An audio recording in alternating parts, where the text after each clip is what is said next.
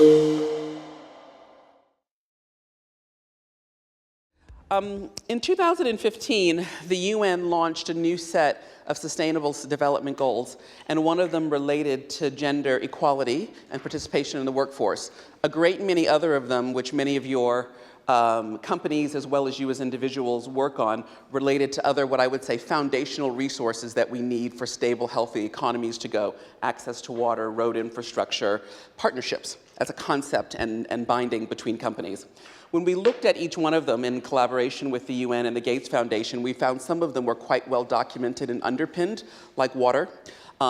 Others of them actually didn't have a really authoritative data set. And gender parity, just the role and value of women in the workplace, was very under-documented. And so in 2015, we launched a piece of research across 95 different countries to look at the role, scale, value, and participation rates of women in the workforce. And we'll summarize just the highlights from that for you today. The net is that women are 50% of the population and 37% of the economy. So you can do that math yourself, which is more participation by women could make a big difference. But the question is how much and how, when you look across economic participation, social inclusion, as well as attitudes, how valuable could that be? The answer was significant. You know, we see, looking across all 95 countries, almost $28 trillion in value could be created through women getting to parity in the workforce. That is a significant, significant contribution to global GDP. But it is, as ever, a theoretical number. In theory, if you could get to 50% participation everywhere in the world, what would that mean? And so what we think most countries and what most companies do is they just try and do their best. And so we recalibrated that by saying, if companies could achieve the best in their region across each of the metrics for economy, society, and social attitudes, if you could do as well as a country that was similar to you in the same geographic region, how much potential could that represent? Let's not compare rural China to Manhattan or the UK to Kenya. Let's do much more like for like. When we looked at a best in region scenario, it was still a significant opportunity, about $12 trillion in getting women to gender parity based on a best in region basis. That represents about 11% of global GDP, if you could achieve that, and that felt stretching, realistic, and also attributable to specific economic drivers. The first one of those, and the most significant on a global basis, is simply workforce participation. Women who want and can work being in work. Simply hiring more. In the UK, that number is about 800,000 women. We can tell you what skill sets might be needed relative to job gaps. We can tell you where they live, and we can tell you what skill sets would be needed to get them into the workforce. And indeed, some geographies, like the US, Canada, UK, China, India, have actually taken this data and powered it into their economic development plans so that you're tailoring what might be needed in Hull and Humberside relative to what might be needed in London and the Southeast, as an example. But workforce participation, more women and families who want to work, allowing them to be able to work. The next lever was shifting the mix towards full-time work. Many people work flexibly and in part-time work. Most households, particularly on average incomes, would work more if they could. Think about it as an extra shift or two. In the UK, it's about 30 minutes a week, an extra shift, an extra few hours. Be more money in their pocket and add to their household. But you're not going to do that if it's about trading off something else that's important to you, like childcare, or hours from your partner's higher paid job, or petrol that you can't afford. And so the notion here is if we could figure out ways to help women who want to work more and or full-time being able to work and participate more fully through their jobs. Third and finally, sector mix and productivity. And this is quite important in the infrastructure industries because it's about the quality of jobs. So sector mix is about getting people reskilled into higher skill and higher complexity work. And when you think about economies that are at almost full employment, they need to upskill and retrain workers. And those that have gaps, you can have women participate throughout the economy. And into more productive sectors, so higher value, higher skill jobs.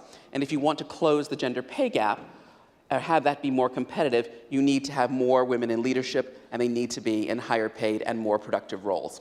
What's interesting about the analysis and having done it at a country and sector level is that you can be quite granular in the recommendations. So these are the overall global figures, but in the UK, the numbers are about 30, 30, 30. So 800,000 women, 30% of workforce participation, 30% sector mix and productivity, particularly technical jobs and the digitization of jobs, for example, in the construction industry, and about 30% from another factor, which is workforce agility, which is working more flexibly as opposed to just working in a more linear way. So the drivers are different based on where you start from, but the opportunity is very, very significant. And whether you're slow growth, let me rephrase that, lower growth, like the UK is, you really are looking for every incremental source. And if you're high demand-led fast growth, you're trying to capture that and get ahead and build out your economy. The other piece of research that we looked at was beyond gender, looking at other factors of diversity, cultural and ethnic diversity, to see whether, in fact, that type of diversity matters in economic terms. Again, it's something directionally you feel diversity matters and adds value from a cultural, maybe moral, maybe social perspective, but doesn't matter in economic terms. And our research here, again, was quite conclusive. We established a very strong link between profitability and economic returns and EBIT returns, as well as value creation between companies that have more women as well as more culturally diverse teams. And the differences were significant. Companies that are in the top quartile in terms of having more higher financial performance are all more diverse. They all have more women, and they all have more cultural diversity. And their performance is also very different. In the top quartile, companies in the top quartile are 21% more likely to outperform the companies that are in the fourth quartile. Companies that are in the top quartiles on ethnic diversity are 33% more, 33% more likely to perform their sector average. So let me just restate that because it's an important point. Companies in the top quartile are 21% more likely to beat their sector average. So these are not companies that are just doing better than the bottom quartile. They're outperforming their sector average by some difference. And we're looking at performance first, and then what we notice about the high performers is that they are all more diverse. They are all more diverse by sector and by country, in every sector and in every country. And so what we're able to do is look at telecoms in the US, construction in China, and compare what do the highest performing companies do versus what the lower performing companies do. And all of the higher performing companies, I stress, in every country, in every sector, are more diverse in their decision-making teams. The opposite is also true, which isn't always the case in statistics. There's a penalty for being less diverse. So companies that are in the fourth quartile on both gender as well as culture and ethnic diversity are also lower performing statistically than companies that are not. So the message here is to hopefully do two things. One is put some economic weight and analysis by sector and in some cases by company underneath this principle of does diversity matter? And secondly, move us on from the conversation of does it add value? The answer to that is yes. And then getting us forward into how companies can begin to unlock that. And we included 17 deep dive case studies, all of which have given us permission to use their names to talk about some of the concrete steps companies have taken. The first is clearly CEO and chairman's commitment to a compelling vision and also management accountability. That's code for transparency, looking at your own data straight in the face to understand where you're starting and where you are. Bhp Billiton, some of you will remember, mining company, announced a few years ago that it wanted to be 40% women from its executive team right down to the mine level. I think some people laughed, including its competitors, when it announced that, because how in the world, in an industry like mining, when 60 or 70% of your employees can still be in frontline roles, including in mines, that would be a long way from where they are today. But they announced that aspiration. They built a set of policies and practices.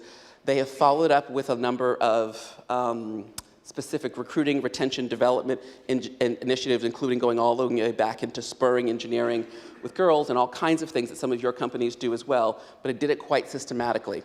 It also measured diverse teams by mine and by initiative across its company and found that their top 10 most productive sites were also the most diverse in terms of their leadership. So they sort of validated that study, if you will, within Bhp Billiton, but got a proprietary data set before rolling it out. There are applications from female graduates at all skill levels increased 15% in the first year.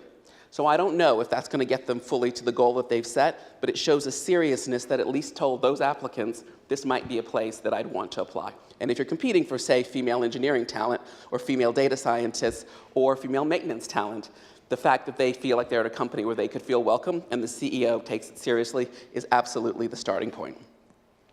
The second initiative we would argue is the most important for value creation, linking it to the specific value drivers and initiatives in your business, whether that be the war for talent and competing for talent in different roles, whether it be adding digitization, automation, and analytic skills to different skill sets, something I think you've talked about earlier in some of the breakout sessions. The supply chain, which Dow has worked a lot with combining joint goals with its supply chain, large partners, mid and small, and bringing them with them, and then measuring and tracking those, and having that be much more a part of how they're selecting suppliers, using and managing it through.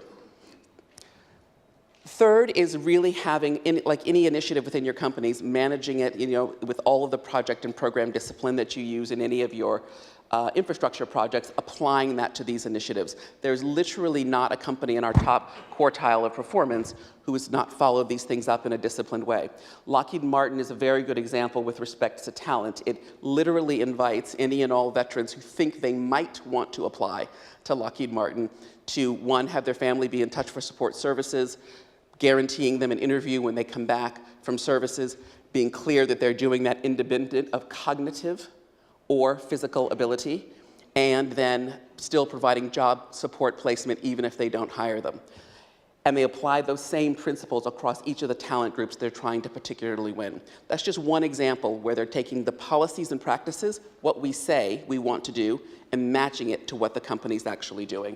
And again, they believe it's helping them win, not only with veterans as one example, but also with diverse cognitive talent, meaning people who might be on the autism spectrum or have spikes. Many people with deep analytical capabilities have very strong spikes, and they might present very asymmetrically in terms of how they learn, how they interact, et cetera, but they might be brilliant at certain types of analytics that could help a Lockheed Martin or an SAP, for example, win.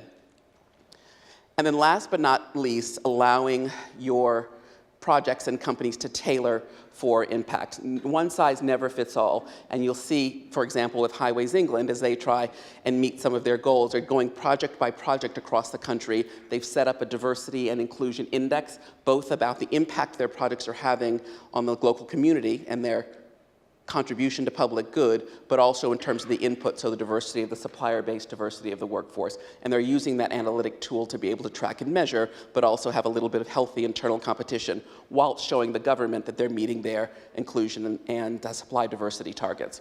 None of these companies are finished. None of them are perfect. There are many case studies. We're all doing our best. But the common elements are those: committing and cascading, linking it concretely to business initiatives, an initiatives of portfolio that you follow over time, and then tailoring it to local context for impact. So hopefully thought starters and a few ideas to challenge you as you continue to think about diversity and inclusion in the infrastructure sector. Thank you.